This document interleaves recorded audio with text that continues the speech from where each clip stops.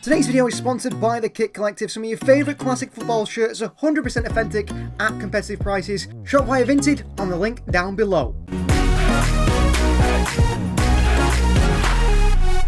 Welcome back to League R City channel with our FL25 Master League. It's the kickoff of the new season in today's episode, starting things off with the FA Cup winners versus the Premier League winners. It is Manchester City versus Newcastle United. We'll have to see what happens with transfer in the transfer window. Transfers and so on. I think we'll play maybe 2 games in today's episode only. This one and the opening game at home to AFC Bournemouth. But it's going to be an exciting season. I have no doubt about that. Pre-season has shown some quality players that we've got.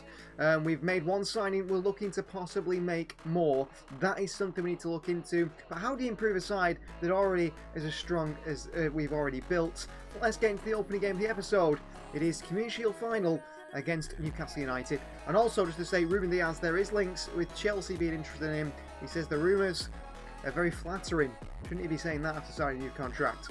This is time we go with against Newcastle today. In goal starts James Trafford. It's Rico Lewis, Kusanov, Vardiel and Aït-Nouri. City's back 4. Captain Rodri starts alongside Tajani Reinders. In the midfield 2 is Shirky in front with Bob on the right, Marmoush on the left and Erling Haaland through the middle of the bench. We've got Rodrigo, Doku, Echivere, Phil Foden, Mukasa, Mon Gibbs-White, Nico as well, O'Reilly, Vanderson, Jimabar, Ruben Diaz and Gigio Donnarumma.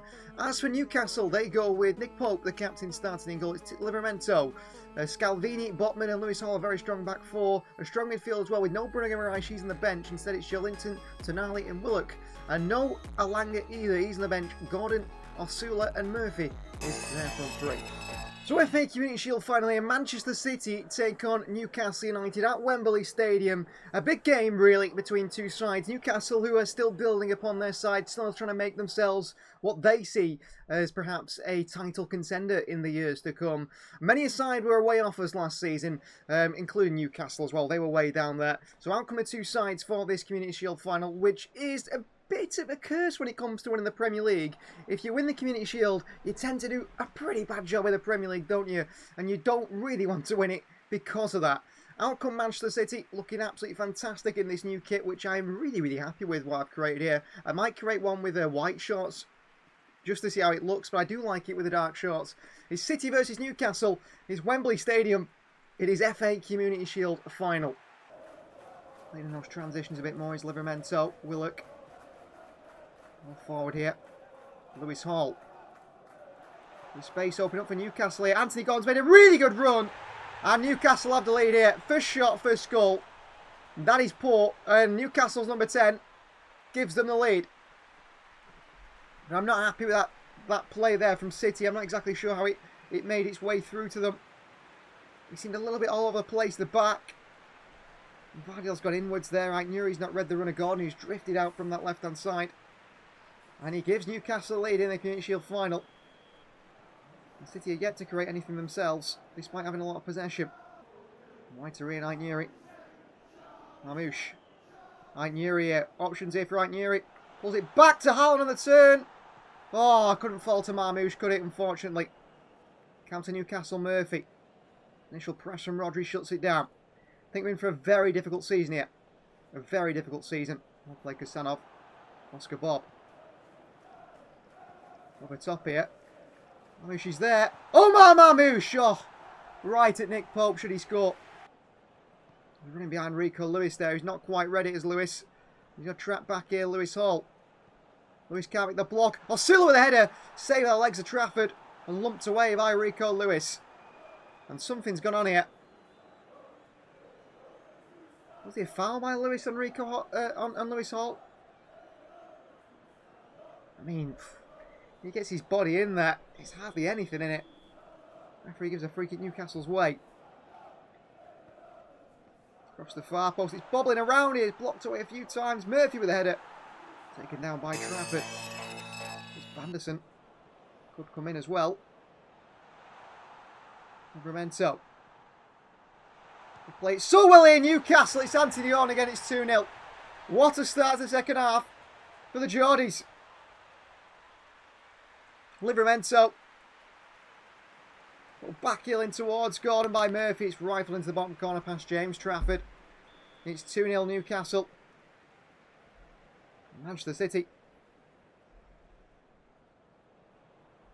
We're in trouble here. No, we can't. Followed by Casanova, away by Willock, all the way through to Asula. Gordon with a chance. Gordon with a chance. Good save by Trafford. Ryan Cherky. Through to Oscar Bob. Pulled it back here. Rangers with a strike and a good save by captain Nick Pope.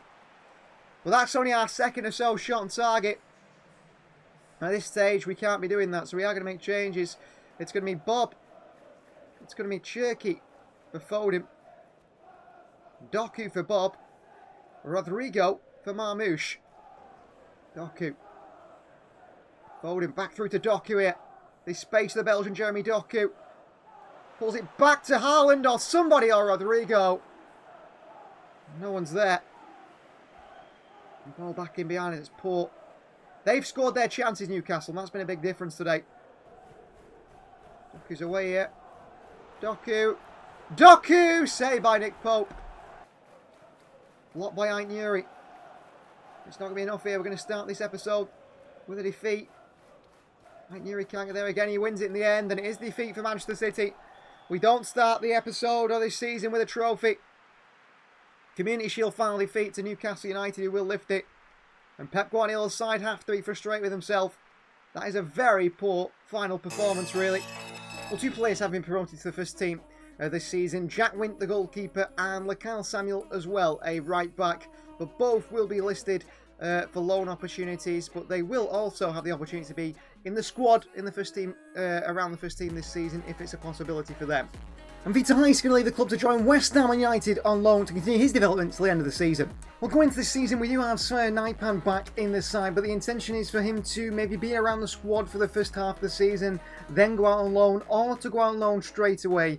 We are looking for a loan move for him away from the club. I think it's, the loan move he had last season at Middlesbrough it was in the Championship. That's one step, but I think he needs to go one step further before he's ready for Pep Guardiola's first team. I don't think he's that far away. I mean, 76 rated, the central midfielder, the Norwegian international, now 18 years of age. He's certainly a player who City see a big future for, and that is why we did bring him in. And of course, Claudio Echeverri as well, now 80 rated, played in pre-season, had glimpses and moments that were impressive, and the intention is for Claudio Echeverri to stick around and be part of Pep Guardiola's squad for this season. He will share roles in wide areas with Doku and others. He will share roles in attacking midfield areas like, where Foden's been playing, or Ryan Cherky, and I actually do believe that he could play as a false nine striker as well. I don't think he's going to be overly involved this season, but I think he can have an impact in areas, in games, and from that we could find we've got ourselves a superstar for the future, a superstar that I think with development, I mean 80 rated, 19 years of age, how far could he go in his level? I think he could go pretty far. I think he could be a very important player for Manchester City if we get things right this season in his development, if we get him enough game time. In a big squad, it might be difficult, but the intention is to get Claudio Echeverri being, as much as we can do, a prominent Manchester City player. Well, with the club looking to sell Mateo Kovacic, with the fact that we have brought in Morgan Gibbs White to replace Bernardo Silva, I still think that we could bring in another midfielder, and who better than probably one of the most high potential midfielders in world football. That is Brighton's Carlos Baleba. He can play the box-to-box role, he can play a holding role. I actually do think he can play at centre-back on that left-hand side, being a left footer. He can play at full-back, left-back. I think he's a very versatile player. I think he's a very intelligent footballer, and he's one physically so strong, technically so brilliant. And he's just one of those players that I feel like City cannot afford to miss out on the transfer market. Now, statistically, he's very much an all-rounder. Yes, he's not much of a goal scorer. I would expect that for him. But he's everything you want from a midfielder. I feel like him in that midfield alongside Rodri with Rangers sometimes Rodri and Baleba, sometimes him playing at centre-back, sometimes playing at full-back and drifting to the midfield. I think he's an all-rounder. He's someone that City can't afford to miss out on, and he's someone that Pep Guardiola knows he wants to make a move for and be part of this City side for the future. So we are going to make, I think, one of our final signs of the transfer window. I suppose Rodrigo, it counts as one, and Gibbs White counts as two. Baleba will count as 3. Maybe we make a 4th. I'm not quite sure. But Carlos Baleba has to be the man to come in. We cannot afford to miss out on talent this high level. Manchester City are always looking to improve their midfield. And could they improve their midfield through Brighton midfielder Carlos Baleba? A £97 million fee has been agreed with Brighton of Albion, near to £100 million. Crazy money. But a midfielder, 85 rated, who can take this team perhaps to another level alongside Rodri, Reinders. Could he do the step-up role that Vardiel perhaps did in the last one? Do we somehow fit them all in a back 3 and have Baleba and Rodri sitting in the midfield? That sounds very exciting to me, if it is possible to do so. And I think it certainly is if, tactically, Pep Guardiola can fit all these players into the squad. And here he is arriving at Manchester City for his first appearance at the club.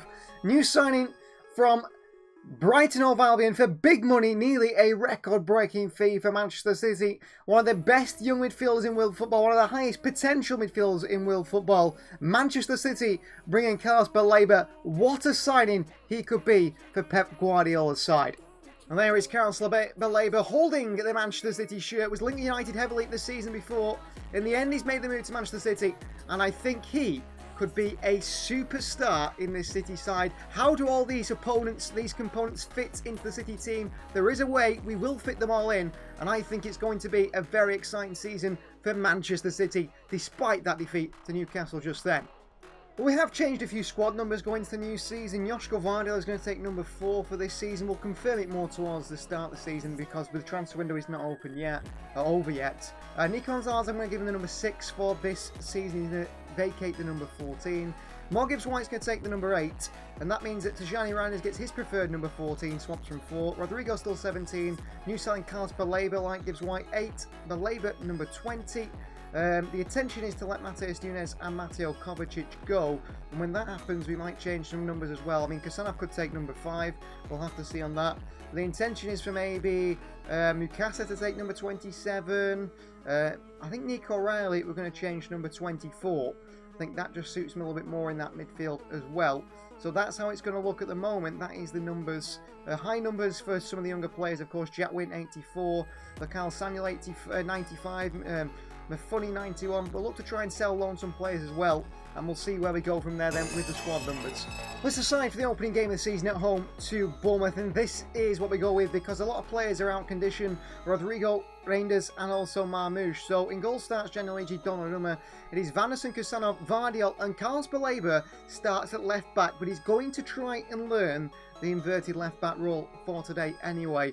Gibbs-White alongside captain Rodri, Foden in front. It's Bob on the right, Doc on the left and Ilan Carver in the middle. In possession, it's going to look something like this. So Baleba and Rodri alongside each other, still the same 2-2-5-1 that we played in the last one. As for Bournemouth, they go with Petrovic and goal. It's Smith, Nalo, Senesi and Truffet the back 4. Adams and captain Lewis Cook in the midfield 2. Tavernier and Semenyo in the wide areas. Philip Billing in behind Enes up top. No Scott, no Evanderson, no Christie. Some key players in there, out on the bench for Ardoni Irayola's side. Opening day then in this new Premier League season. We are current Premier League champions and we're looking to go back to back as Pep Guardiola comes to the end of his Manchester City contract this year. Will he sign a new deal? Will he stay at Manchester City? Does he feel this side is good enough with the additions we've made in the 2 signs in the transfer market and perhaps maybe another one? We're not quite sure yet. 2 new signs do start today in Carlos Baleba and also in Mo Gibbs-White. Baleba is playing an all-utility player role, I think, under Pep Guardiola. I think Pep sees him as a player that can play at centre-back, at full-back and in midfield and do all those positions equally as well. He's got so much quality, he cannot be left out. Let's see how we do in the opening day of the season against Bournemouth. We can't be as poor as we were against Newcastle, otherwise we are looking to start the season with a defeat. Tijani Reinders to change to his preferred number 14. Nico to number 6. Anderson, Bob. Anderson again, yeah. Across the box. Oh, he's waiting and Petrovic is there. The best across is by Vanderson. How about that? Later rings it forward here. A brilliant pinging towards Doku by Carlos Baleba. And here's Doku again. Semenyo defends well. Behind for a corner. Foden over it. By Phil Foden. Doku heads it down. It's Vardiel on the volley. It's back to Vardiel on the way. Cleared away again with poor pass by Bob. It's a bit of a pinball. So I've look at the moment. Vanderson, he's got 4 or 5 players in the box here. Back to Haaland, who's flying in there and dealt with by Bournemouth on the counter. Around the corner. In behind to Unal. Luckily, Kasanov is quick. And he reads that by Unal.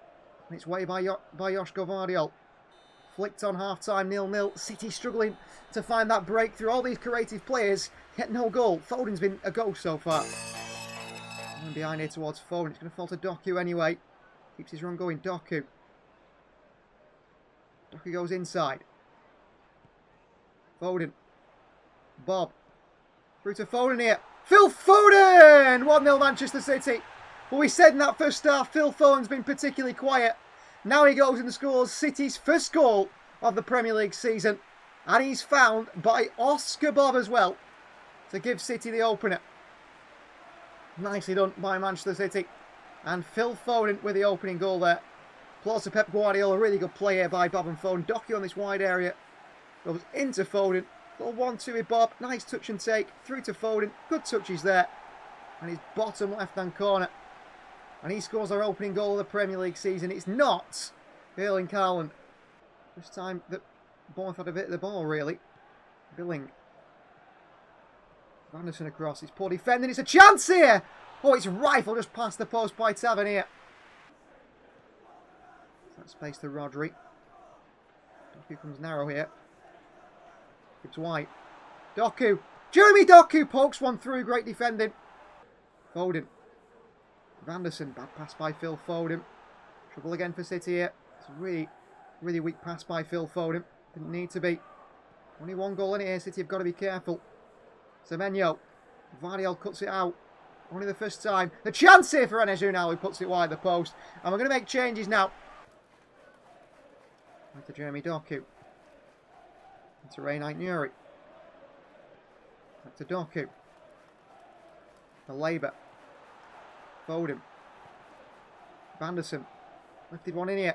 And he's waited on the volley there. It deflects and Erling Haaland makes it 2-0. Well, Bournemouth defensively hesitated slightly. And if you hesitate against this man, he finds the back of the net. Into Baleba. Foden finds space with Anderson. Ball comes in, blocked by Truffaut. It just lifts up, loops up. Senesi's not quite sure. And Erling Haaland is. That he can get you in the end of it. He does do, he volleys it in. 2-0 City. I think that is game. There's now a chance for some other players to get a bit of football under the belt here. Got a very tight Baleba who comes off for Nico. Nico onto Rodrigo. Haaland. Foden. Rico Lewis. Option in the box here for Rico Lewis. Haaland's one of them. He finds him and Petrovic saves it at the near post. Wide it goes. It should be full-time, referee. Plays on, he doesn't. Full-time. Manchester City 2, Bournemouth 0. That ends today's episode. We end with 3 points to start the Premier League season and a clean sheet. How many clean sheets might we get this season, despite playing more offensive football with the likes of Kasanov in that back line, Vardiol, and of course, Gigi Donnarumma in goal. Thanks for watching. Please like the video if you haven't already. Please do subscribe to the channel if you are new, and we'll see you guys next time.